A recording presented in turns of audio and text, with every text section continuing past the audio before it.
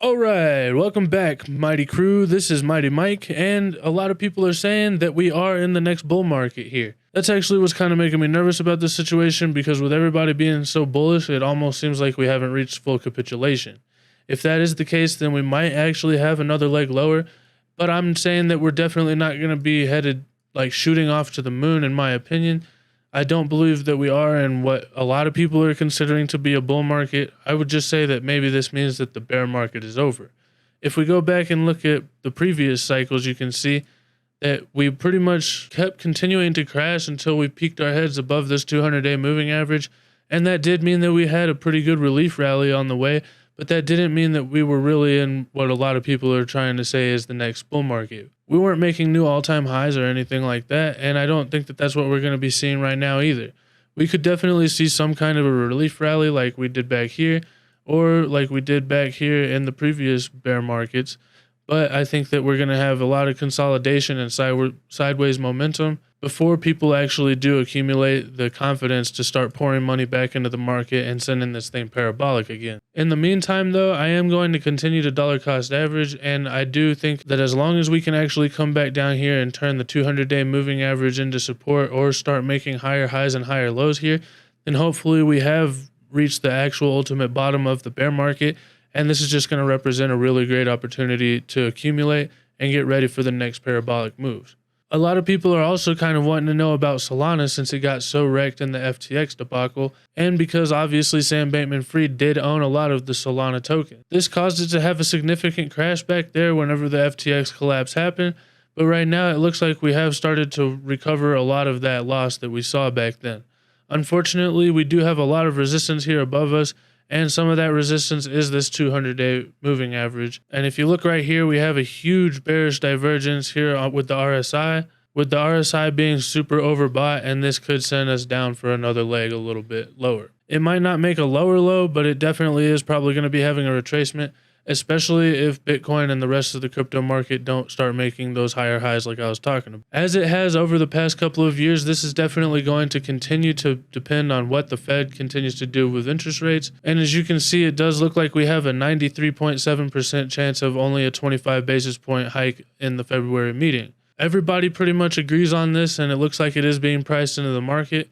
But when is the Fed actually going to pause? And what's even more important than that is, when are they going to pivot? Like everybody's been saying. Everybody seems to think that whenever they start to slow down interest rates, that means that we can just go to the moon.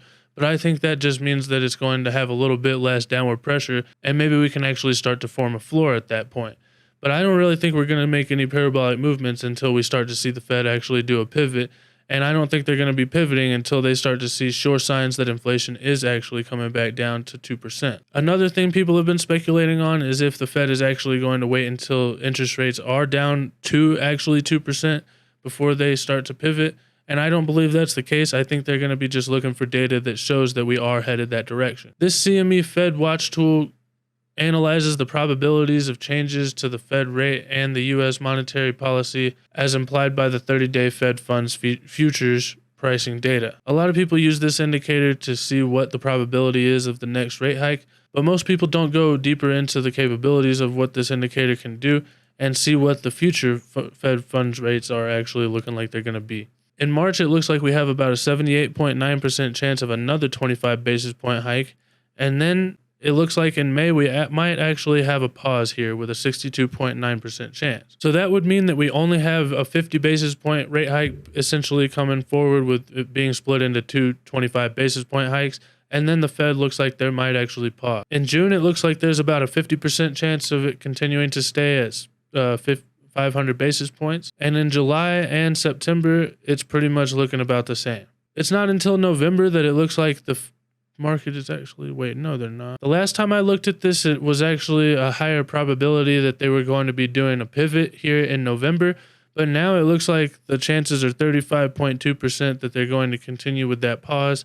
And it's actually not until December until it looks like we're going to be seeing that pivot, with it looks like even chances of 30.7% on whether we're going to be seeing a 50 basis point or a 25 basis point cut. I know I haven't really covered this indicator that much in the past. I think I did once before maybe, but from the way I'm seeing this start to play out, it looks like the market is starting to expect that the Fed is going to hold interest rates longer, and then they're going to actually break something so that they might even have to do a whole 50 basis point rate cut for their first rate cut, which would be kind of crazy. I can't remember who it was, but I heard somebody use the analogy that this is basically going to be like the parents leaving and leaving the kids alone, because we've all been looking up to the parents, which is the Fed, to see what they're going to be doing as far as interest rate hikes.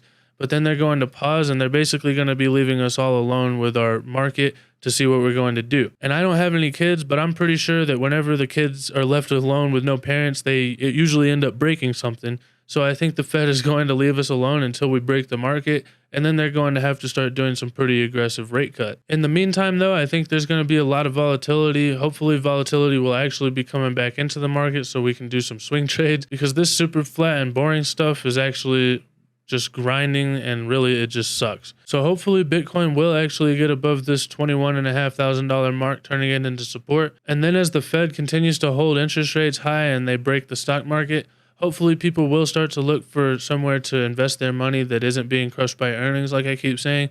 And maybe that will actually be cryptocurrency, and people will start putting money back into it.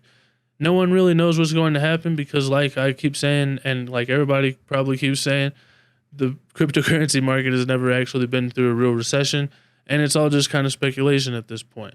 In the meantime, though, we just need to make sure that we're making higher highs and higher lows right here, or else this overbought RSI is going to come back to bite us in the butt. Let me know what you guys think in the comments. Either way, thank you guys so much for watching. I hope you have a wonderful day, and don't forget to hit that like button. I'll see you guys next time. Bye. Thanks for watching. If you liked the video, please give it a thumbs up and subscribe to my channel. And check out this video right here. I have a lot more content coming your way, and I don't want you to miss out. If you have any questions or comments, I would love to hear them in the comments section below. Also, please consider sharing this video with your friends and followers on social media. Every share helps me reach more people, and I'm grateful for your support. I hope you have a wonderful day, and I'll see you guys next time. Bye.